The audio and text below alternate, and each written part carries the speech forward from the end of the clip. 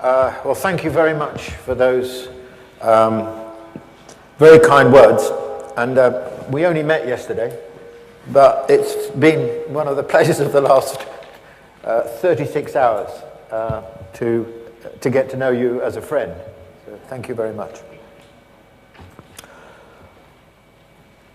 Well, you all know the story.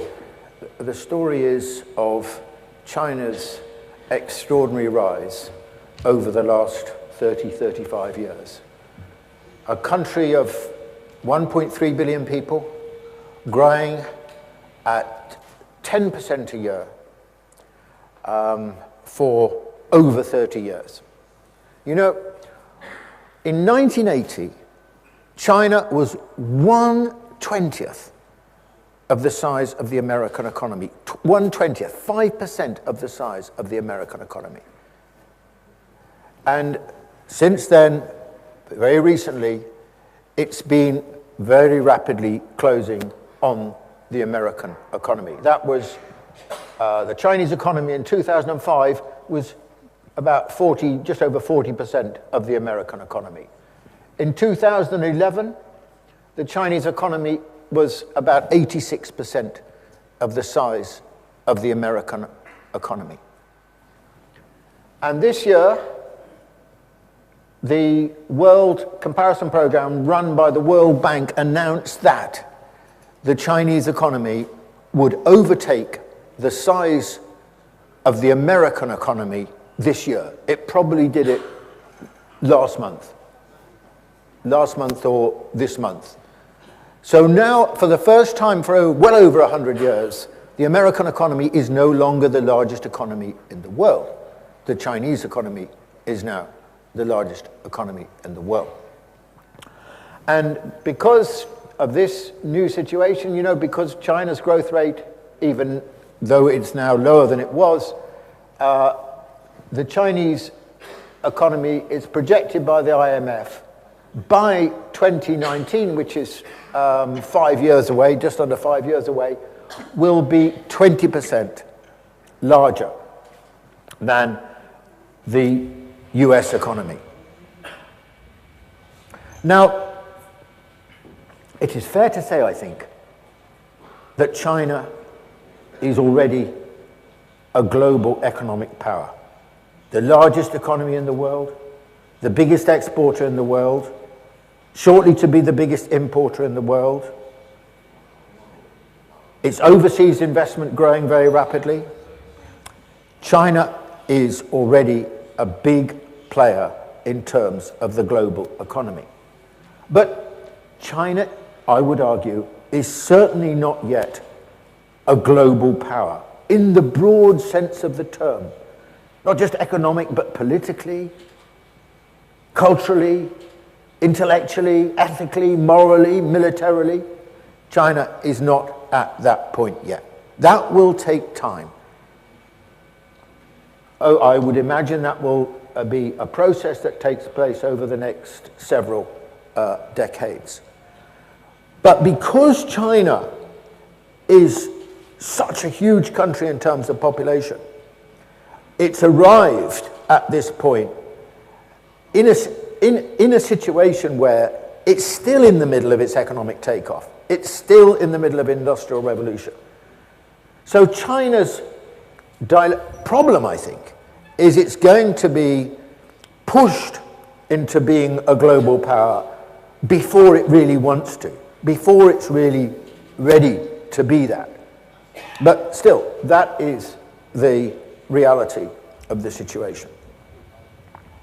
Now, what is China going to be like as a global power? I mean, that is a difficult question, I would suggest. And it's a question which, surprisingly, given where China is this year, it's had very, very little discussion. Now, I think that probably, therefore, as a consequence, the reactions to the question are fairly knee-jerk, you know, because we haven't done our homework on this. And the knee-jerk reactions, well, one knee-jerk reaction, well, you know, it's going to be like the Soviet Union. Why? Because, you know, China's run by a communist party, the Soviet Union was run by a communist party. Now, forget that.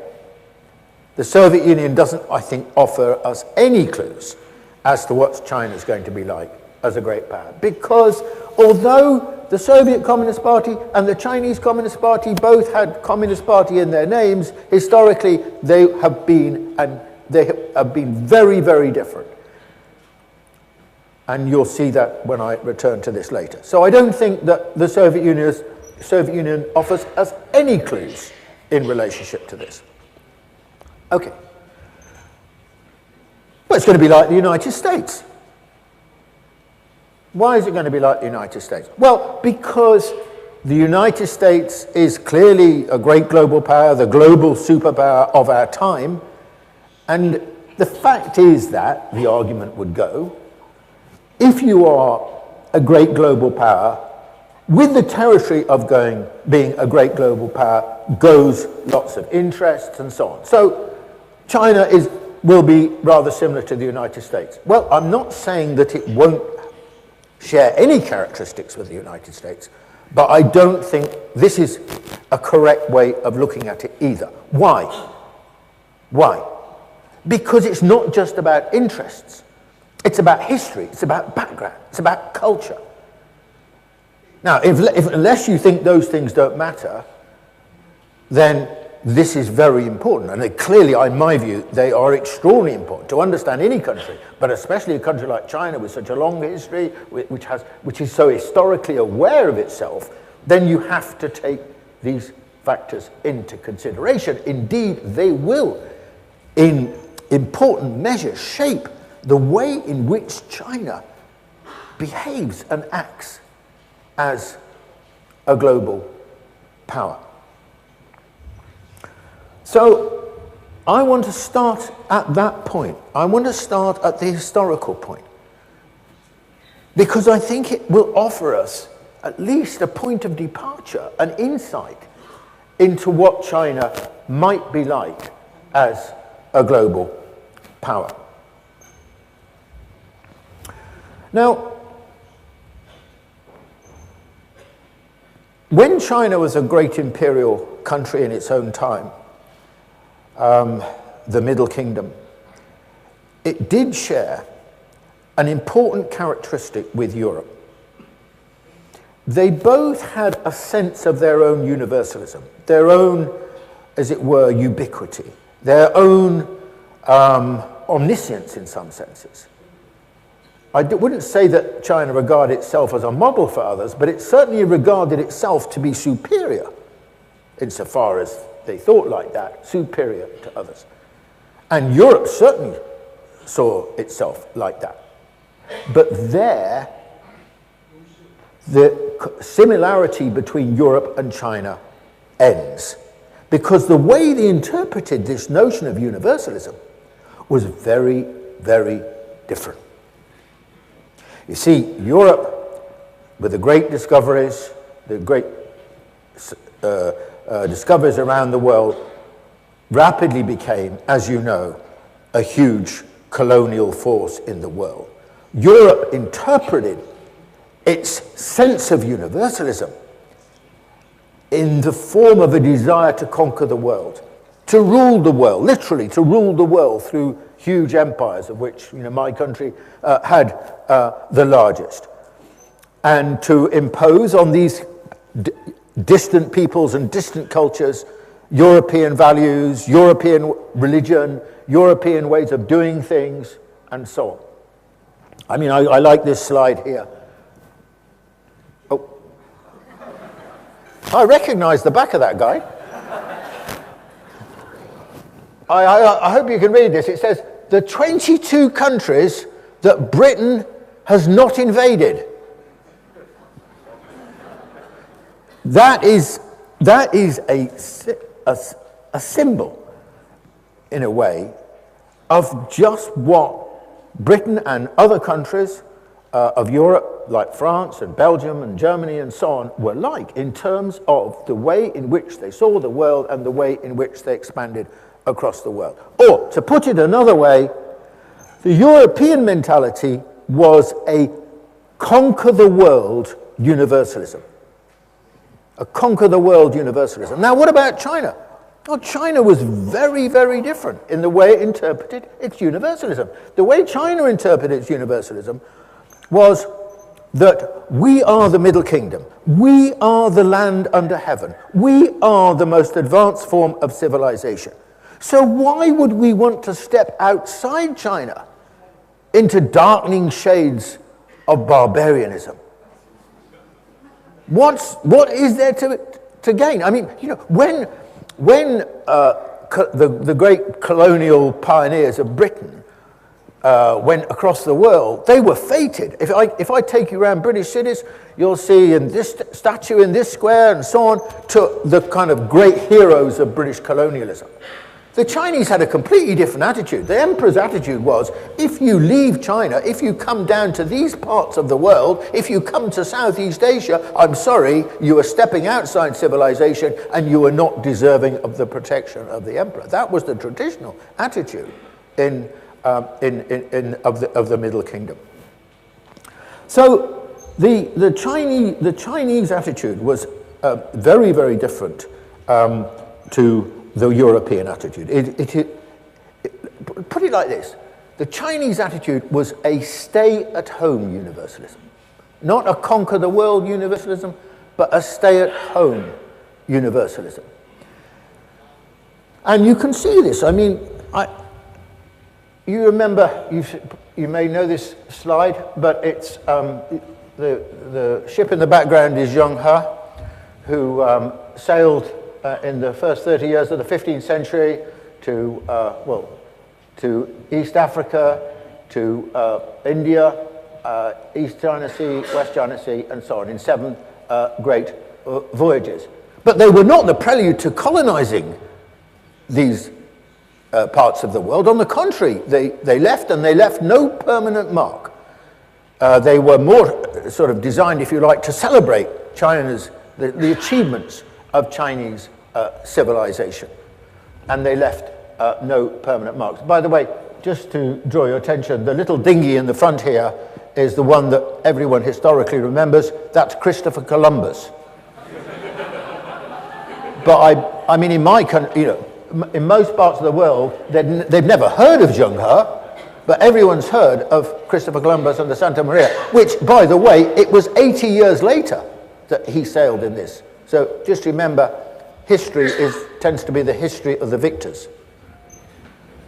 So now it's not, China did have an international order which lasted thousands of years, and we've come to know it as the tributary system. I mean, basically, this is very rough and ready, but the tributary system, the tribute states on and off with these states. But China never conquered them. China didn't invade them. China didn't rule them. There were 2 expectations, essentially, the Chinese had of the tribute states.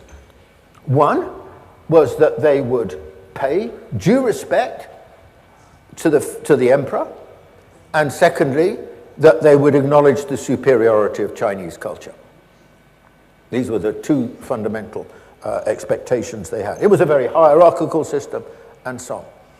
So what can we say, historically speaking, about Europe on the one hand and China on the other? Well, on the one hand, Europe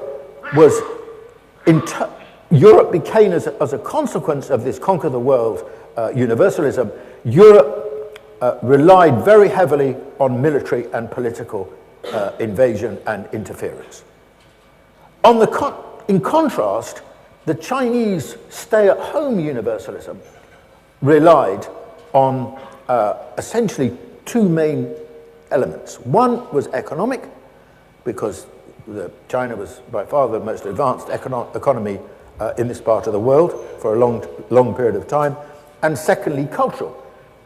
You know, pay due respect to the emperor, accept that Chinese culture is superior, and so on. So historically, very contrasting. And this contrast is reinforced by something else which is very important. You know, China's huge. Those 4 provinces today are larger than the United States. Those 9 provinces coloured are all the same size as or larger than the UK and France. China is huge, diverse, and extremely difficult to govern. I mean, one of the extraordinary feats of governance of the last 2,000 years is that China today exists in a form which resembles what was created 2,000 years ago. But it comes at a cost. And the cost is that the most difficult problem always facing Chinese rulers down the ages from the imperial period and today with Xi Jinping and so on, is how to maintain unity, order, and stability. It's not like running Britain, it's not like running America. This is running what is today 20% of the world's population. So the preoccupation of China's rulers is not foreign escapades, foreign adventures.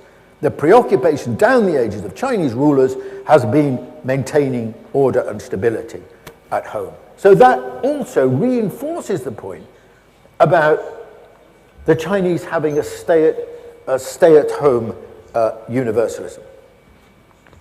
Now, how do we interpret this for understanding how China is likely to be as a great power and how it will contrast with the experience of Europe and the United States? Well, the first point to make is an important general point, which is that if you're going to become a great power, you've got to have, relatively speaking, at the time, a very strong and advanced economy. This is crucial. If you haven't got economic predominance or near predominance, then you cannot be a great global power.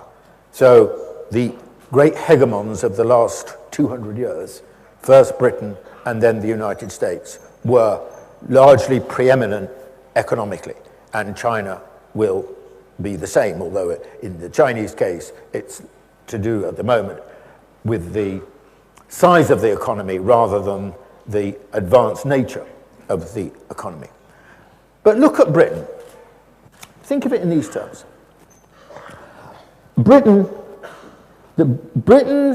economy as a proportion of the global economy, in other words, as a proportion of global GDP, reached its peak in 1870, which was about 30 years after the Industrial Revolution, 30 years after the Industrial Revolution finished. And at that point, it only represented 9% of the global economy. So as a fragment of the global economy, it was pretty small. Now, America was different. America reached its zenith in terms of proportion of global GDP. I don't know whether you could guess when it is, but it's actually 1950. That was its highest peacetime proportion of the global economy, when it reached 27.3% of the global economy. Now it's about something like about 18% of the global economy. Now, let me... Hello. Can you get rid of that guy? Eliminate him. Right. These figures I'm about to show you are actually based on Huang Gong, who's a professor at Tsinghua University, but I've also used some other people as well, some Americans and so on, in putting this together. And this is the projection for the global economy in 2030. Now, you might think 2030 is a long way away. It's not. It's only 16 years away. That is not very long. And these are the projections about what proportion of the global economy these countries will see. Japan will be only 3%, Russia only 3%, Brazil 5%, other Asian developing countries, like Indonesia, Vietnam, and so on, 6%.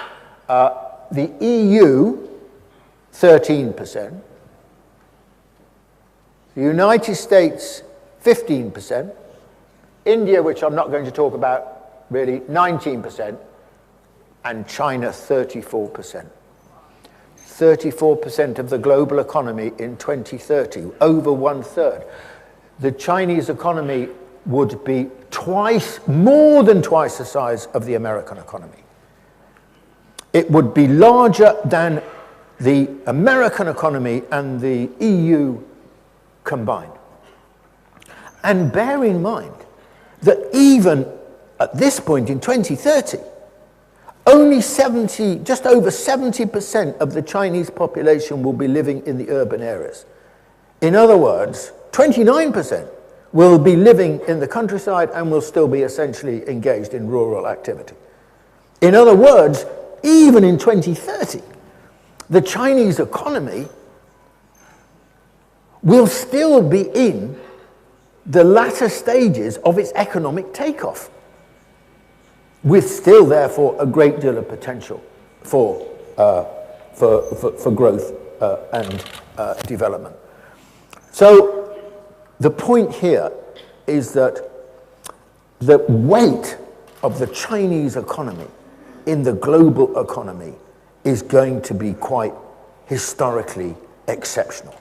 It's going to be far greater than America at its peak, and it's going to have a great impact, much greater than that. We're only just seeing the very beginnings of it now. This is just toe in the water stuff now. It's going to be much more important than that.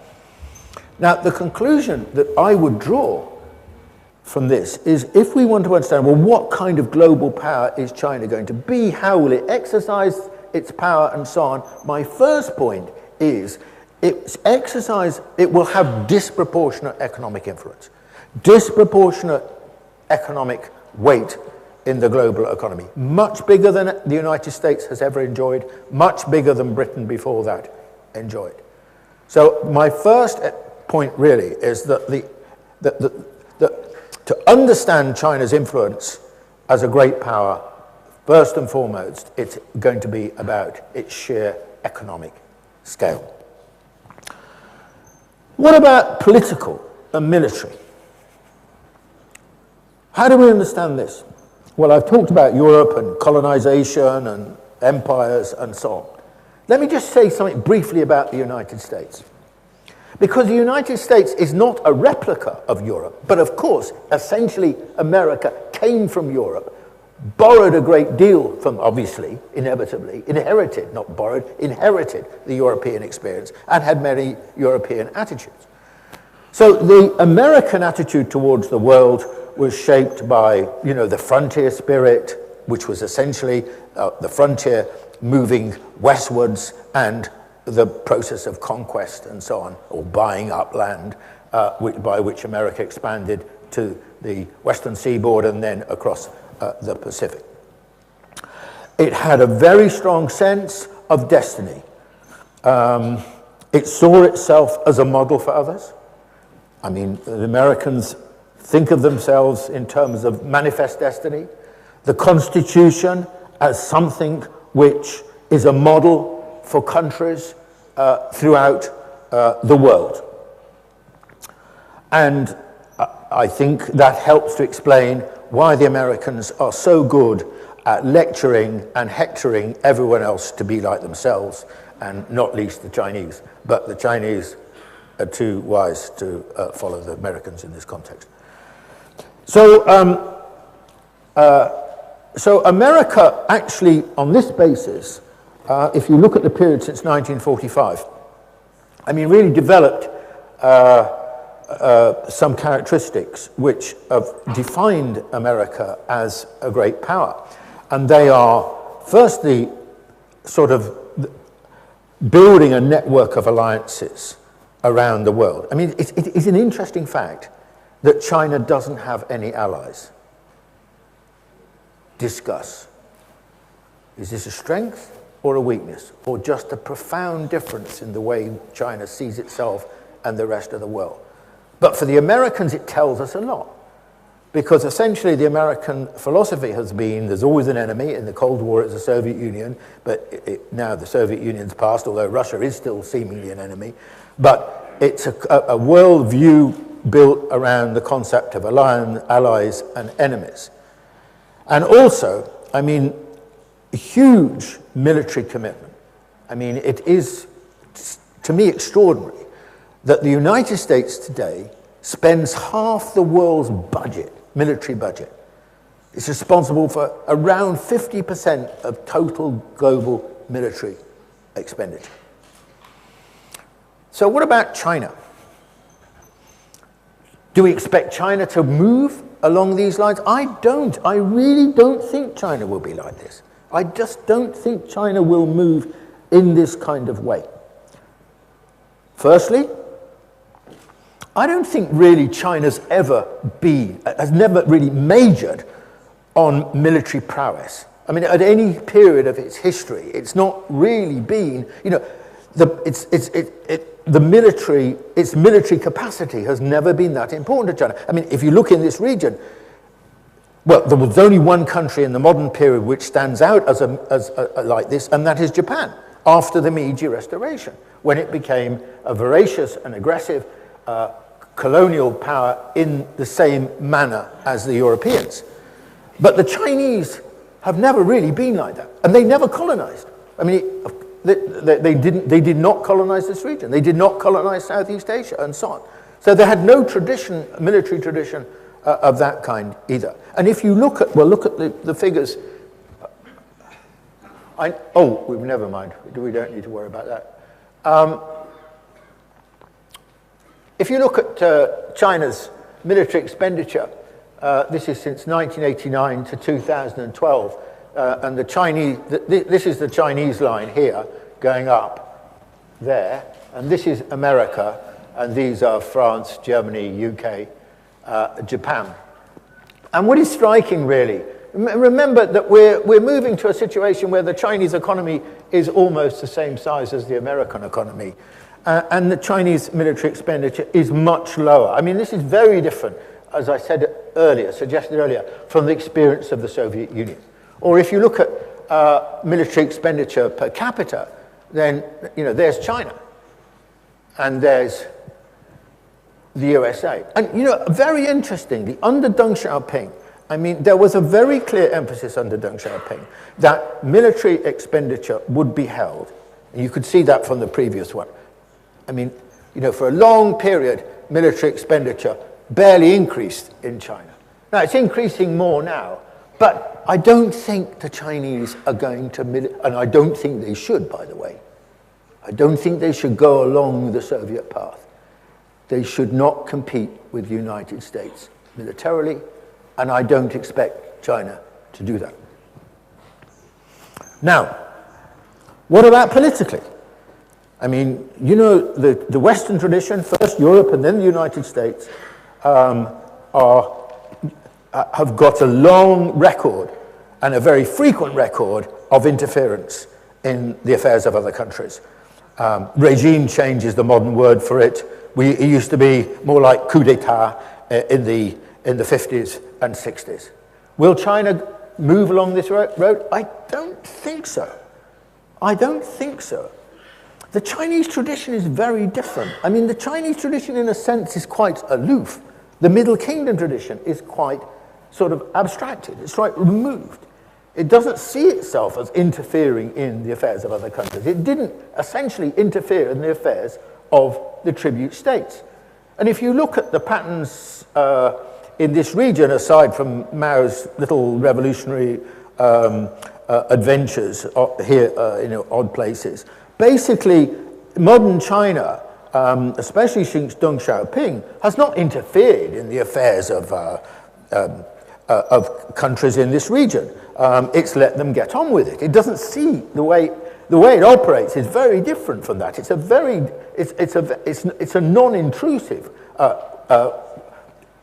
way of relating to countries, even countries, of course, in the case of Southeast Asia, that are much smaller than themselves. So I think that, and if you take Africa, I mean, Africa's another good example. China's become very involved in Africa, and basically the Chinese have not tried to sort of, promote a faction. The American embassy, classically in developing countries, was often the focus for who was going to be the next leader of the country, because the Americans will pull the strings. I don't think the Chinese have done that, and I don't expect the Chinese to do that. I think it's very different.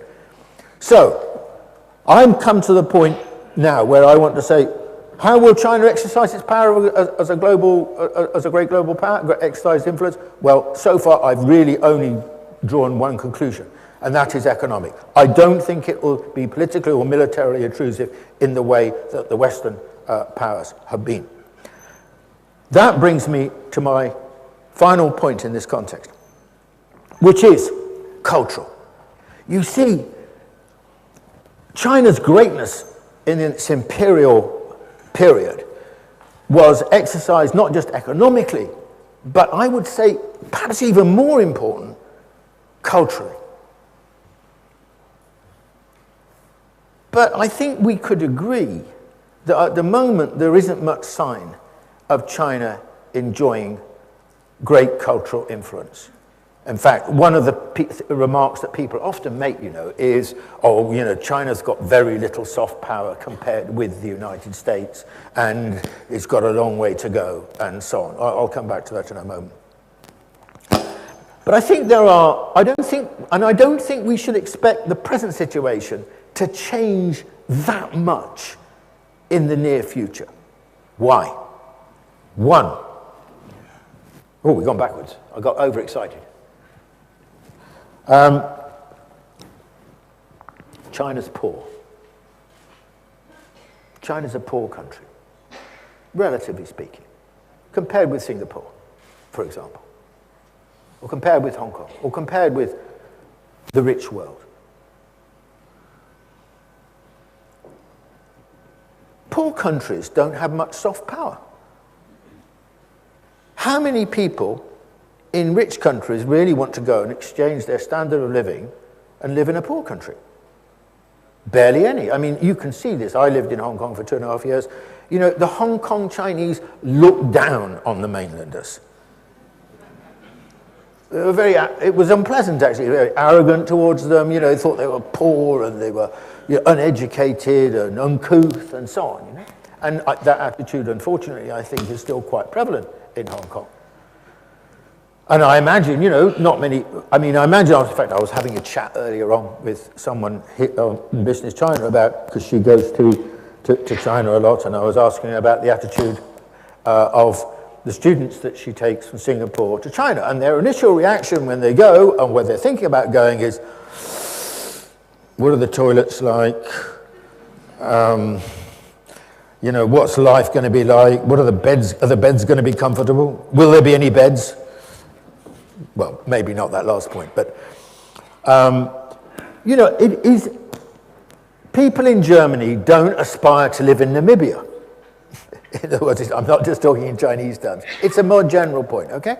So it's true that China is making strides forward in its standard of living. Look, at the moment, its standard of living is it's a bit over around 1/5 of the American standard of living.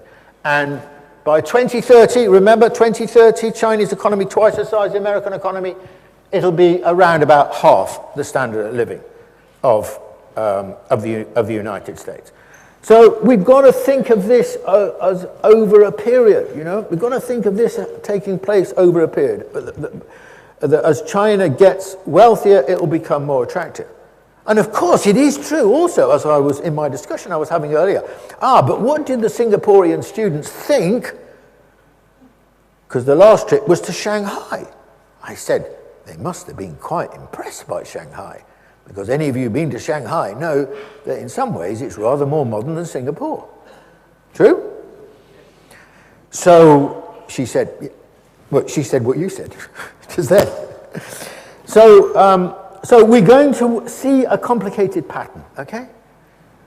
Just as amongst the Hong Kong Chinese, there's going to be a complicated pattern, by the way, about their attitudes, because some of the attitudes are shifting, because they used to think of the mainlanders as having no money, and then the mainland tourists now, some of them have got a lot more money than even the Hong Kong tycoons. So they're having to revise their thinking a little bit as they go along. But basically, I think this does provide something of a ceiling, a constraint on China's appeal, that while it's still a relatively poor developing country, it can't exercise great cultural influence. There's a second reason why China can't exercise easily cultural influence, or if you want to use the term soft power, fair enough. And that is that for the last 200 years, since the British Industrial Revolution, since in a way the modern world began in that form, it has been dominated by the West. Until Japan came along, there were only European countries, plus those countries that Europe gave birth to, like the United States and Canada and Australia and New Zealand and so on. There were only Western countries. So, the world has been immersed in Western influence. The West has enjoyed an extraordinary hegemony over the world. And in this very same period of the last 200 years, as you know, China did very badly because the rise of the West in this modern form coincide almost exactly with the beginnings of Chinese decline and the century of humiliation. So China's not been a player.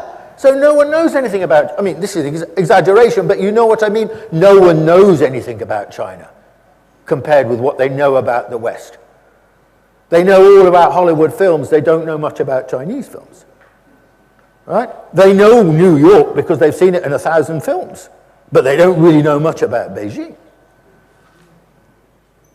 English became the lingua franca. Now there's a race to learn Mandarin, but it's, you know, we're talking about being a very, very long way behind. So that's the second reason, I think, why it's going to be very difficult for China to exercise cultural influence.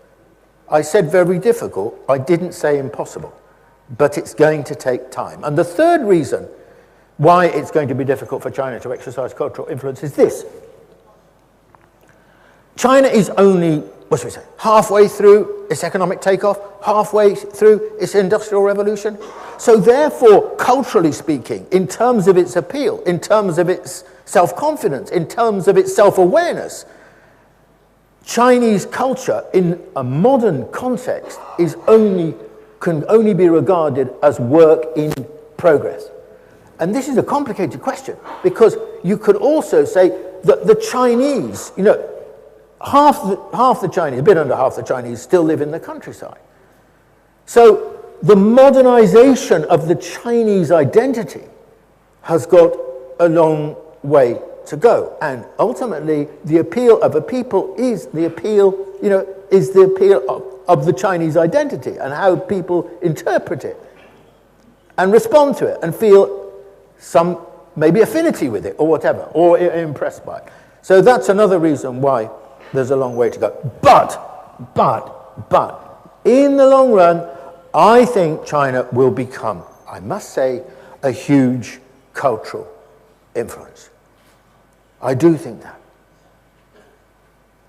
And I'm always slightly mystified and by people who think, well, America is culturally rich and China's culturally poor. Excuse me. I mean, you must be talking just in terms of pop culture. You're not talking about culture in the big sense of the term. History of the state, governance, traditions, social relationships. The hinterland of a country. America is very recent. China is very old. China brings to the party brings to the global party an extraordinary and great history of civilizations and inventions and the rest of it.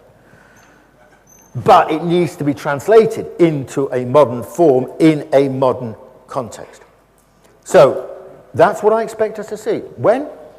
Well, let me suggest to you, you can already just glimpse it. We're just at the beginning of the process, but you can already just glimpse it. And I'm going to give you two examples. The first, one of the great values of Chinese civilization, of course, is about education. It's about the place of education in society, the importance of education. This is something which is born generation after generation down the ages by Chinese parents, and especially, I suspect, Chinese mothers. The importance of education. It's true in Singapore as well, of course. Now, there's that bloke again. I can't get rid of him. Now, let me just draw your attention. This is the OECD PISA Global Survey Education. These are 2012, and there was another one in 2010. Now, you'll see at the top, In both cases, just to show how modern I am, there we are. You see Shanghai. Shanghai, Shanghai. There's you, Singapore, Singapore, Singapore. Not bad, eh? And then, but you'll see clustered around the top are the Confucian countries. If you want me to wear sackcloth and ashes, UK, UK, UK. I haven't yet decided to emigrate, but, you know, there is a case. So, you know, there's a very great interest in this in the West. In 2010 and 2012, when I was in America in 2010 when these results came out, and I was in the UK when they came out for 2012. And what was really striking was how much coverage there was in the newspapers, on television, and so on, about the significance of these results. Because every country knows now, and I know Singapore has, you know, been very, very alert on this question, that the quality of the education, the quality of the students who turn out is extremely important to a nation's success. And this is the debate. Now, why does Shanghai do well? Or why do all these countries do well? But I'm talking about Shanghai because Shanghai's top in every case and, you know, well clear of anyone else in each case. Well, it is true that they've made some important reforms. So the move away from rote learning and some interesting experiments been going on in Shanghai schools. The other reason, though, is much more general, isn't it? It is the cultural inheritance, the cultural attitude towards education. And that's something you can't transplant. But it is something which is, in my view, a kind of civilizational characteristic of China and the Chinese more generally, the Chinese diaspora. Very, very important.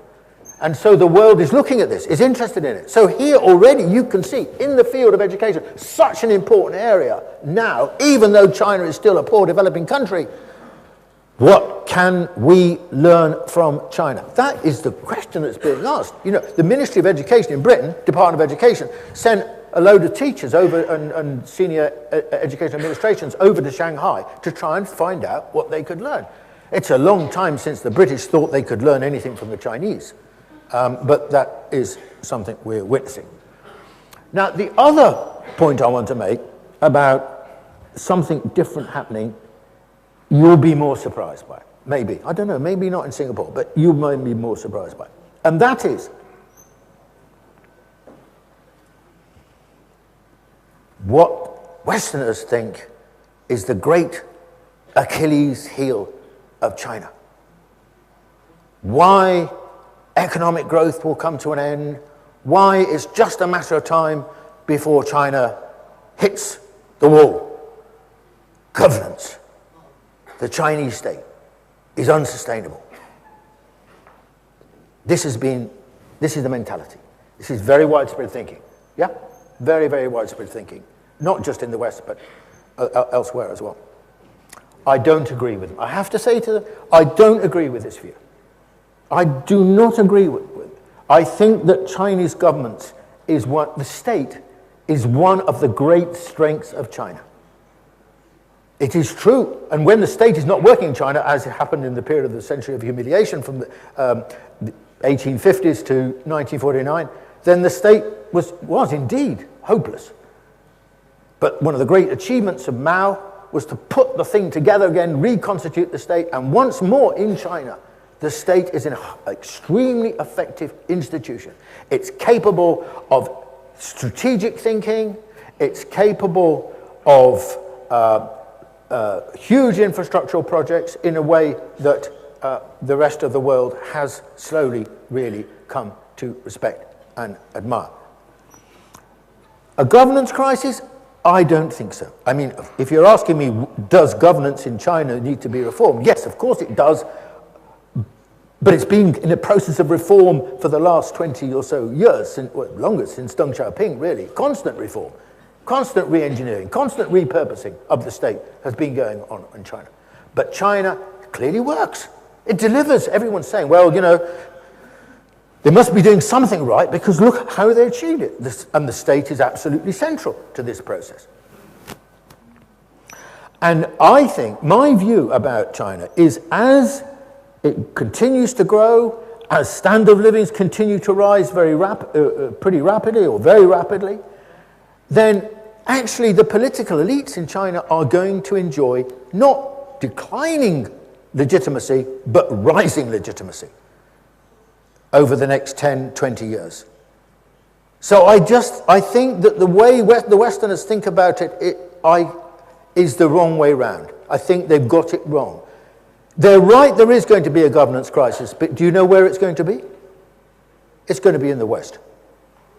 You can see it already in Europe. Apart from Germany, virtually every political elite in Europe is in crisis. Why? Because the economy is stagnating. Because they don't know where to go. Because Europe is in precipitous decline. And the population is very restless about it. And is looking for alternatives. Some of the alternatives are dangerous alternatives. The far right, xenophobia, racism, and so on.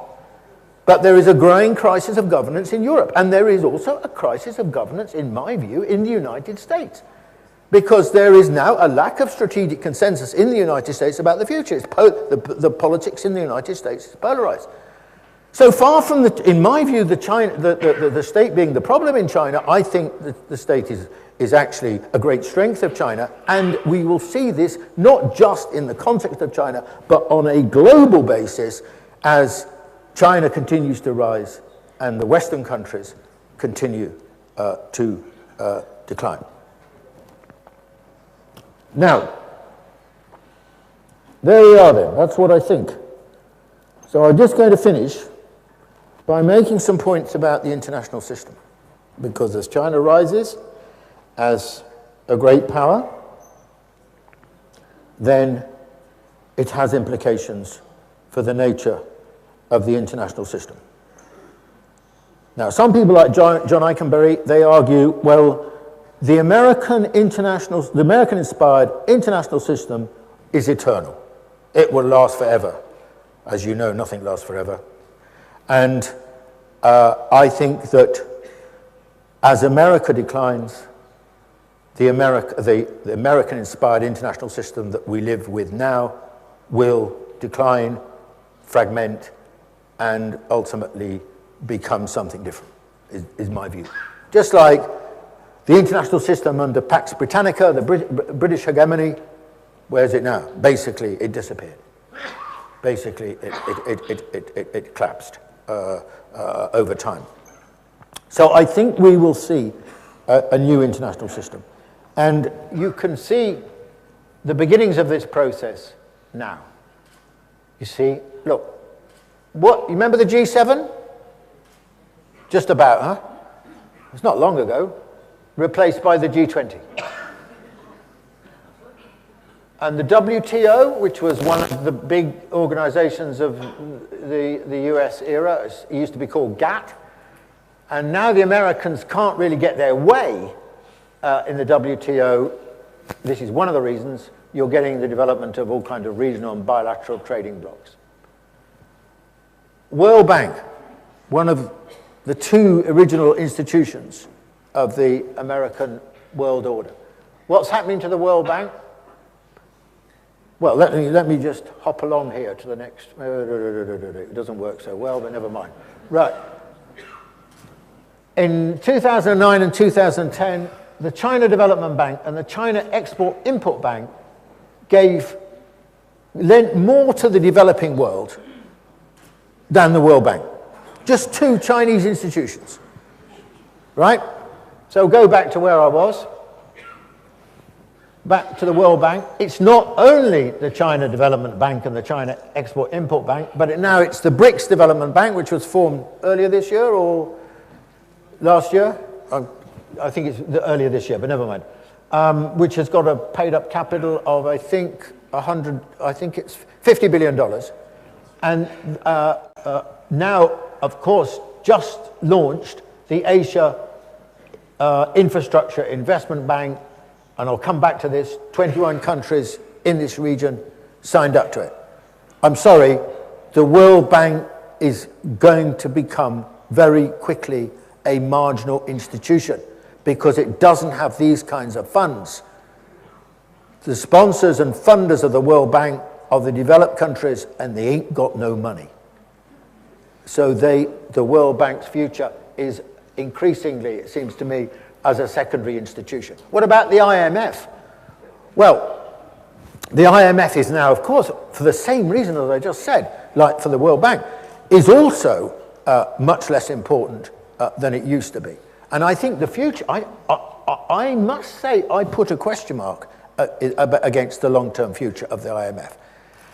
If it reformed, and the Chinese, I think, were trying to support reform, then that's a different matter. Look, the problem is that there is huge resistance within the Western countries to reforming the World Bank. So you've still got a situation where China has less voting rights in the IMF than Belgium. And as far as I know, Belgium's got a population of about 7 or 8 million, and China has a population of 1.3 billion. So there's something wrong arithmetically there somewhere. So I think that the future of the IMF is most unclear.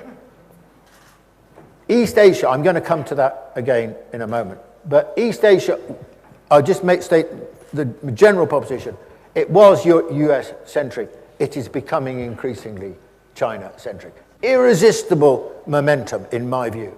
And then, of course, in the longer run, we're going to see the renminbi as the main, as the dominant global currency when it's a reserve currency, and the global financial center, I think, will move from New York to Shanghai. Not imminently, 20 years' time, 25 years' time. Maybe maybe that's too long, but anyway, think longer term. So we are witnessing, with the center of gravity of the global economy shifting from west to east, the erosion of the existing international system, willy-nilly, and the emergence of a new global system, above all because of China, but not only because of China. The other reason is the rise of the developing world in general, which includes China, and the decline of the developed world. If I gave you this circle for the mid-1970s, this would be the north, and this would be the south. 2/3 of the global economy was counted for by the developed world, and now it's been reversed. And what's driving the demand for a new international system, of which China, of course, is the most important player, is this profound change in the global system. Now, I think I need to say, before I finish, something about East Asia. Look, what I want to say about East Asia is this. East Asia, you can't understand the international system as something which sort of is, someone's drawn with a set of institutions, and it has no relationship to the rest of the world. The international system rests on all the regions of the world. So if something's changing profoundly in one region and in another, then it's going to affect what the nature of the international system is. And the fact is that East Asia is now the most important region in the world, global economic region in the world, the largest. Now, as you know, the Americans were very worried because they'd been losing ground in the first decade or so, or longer than that, of this century to China. And they had rapidly been losing ground. So you remember the pivot, now called rebalancing. Now, I have always, to be quite honest with you, thought that the pivot would fail. And I thought it would fail because the reason for China's growing influence and America's declining influence in the region is economic. That's the reason. That China, from having no country in the region would have counted China as its largest export market around about late 1980s. Today, virtually, not quite, but virtually every country in East Asia now counts China as their biggest export market and their biggest trading partner. And what's happened to America? Well, America is roughly gone to where China was about 15 years ago. Now, how do you tackle that problem? Well, because the Americans have a mindset. The American mindset is, military alliances. That's the answer the Americans give. That's the answer the Americans, that's the way they think.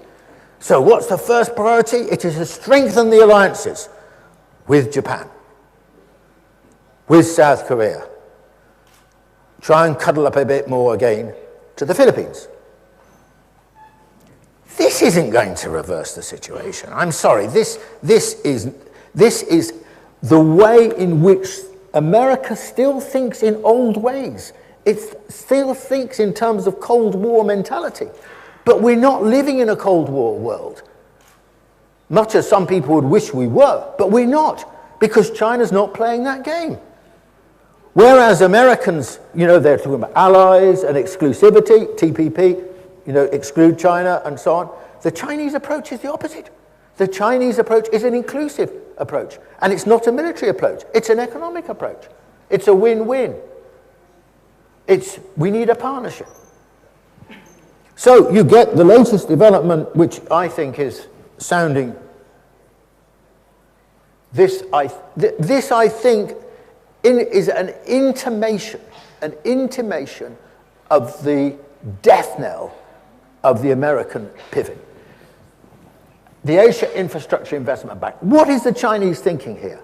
The Chinese thinking is that what we need, that infrastructure needs huge investment in this part of the world, and we will create, along with others, an institution which enables enormous investment to take place. I mean, there's no way Thailand could afford a high-speed rail link. There's no way Laos could. There's no way Cambodia could. There's no way probably Malaysia could. But with a sort of Chinese martial aid, it might be possible to achieve this. And I think this is the Chinese thinking in relationship to this. The Americans, what was the American attitude towards this? The Americans lobbied, as you may have read, intensively to persuade countries in this region not to sign up to the Asia Infrastructure Investment Bank. But 21 countries, all the countries colored red here, joined up. There were 4 countries that didn't join up. Australia, well, under what's-his-face, Abbott, not so surprising. Japan, I don't need to elaborate.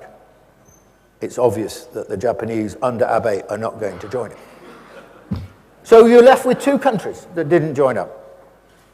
Indonesia, as I understand it, is going to join. That just leaves South Korea. And South Korea is getting, as you know, closer and closer to China. But it's got a lot of American troops there, and it's got very strong historic ties. And it's just signed a free trade agreement with China. So I think it's a matter of time before South Korea signs up. So where does that leave the Americans? I mean, the Americans are isolated in relationship to this. So I'm more or less finished. I just want to say this by way of finally wrapping up. You've got to understand, the Chinese are pragmatic. They're incremental.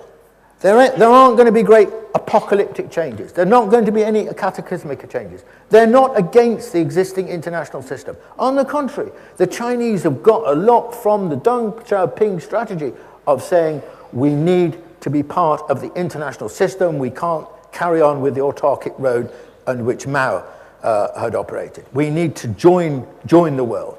And so for them, the big turning point was membership of the WTO in 2001 and so on. So that's where they stand. But they ain't like the Americans because they recognize that the ownership of the system, the landlord of this system, is the United States. The United States, therefore, has a different attitude towards it. The Chinese attitude is much more pragmatic. It's contingent. If it works, good. We like it. And we'll operate by the rules, as the Chinese have in the WTO and so on. Barely anyone criticizes them for not pulling their weight in the sense of operating by the rules of the institutions of which they're part. But it's not an unconditional relationship.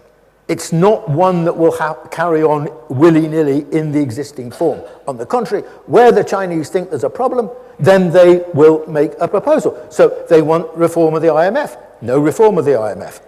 Not very little reform of the World Bank. So you will see the BRICS Development Bank, the Asia Infrastructure Investment Bank, and so on, being formed. And this, of course, will change the nature of the international system. But don't expect it to be some kind of revolutionary act. The Chinese will be very cautious, quite rightly, and they will be very non-provocative. I think I've come to an end. Thank you.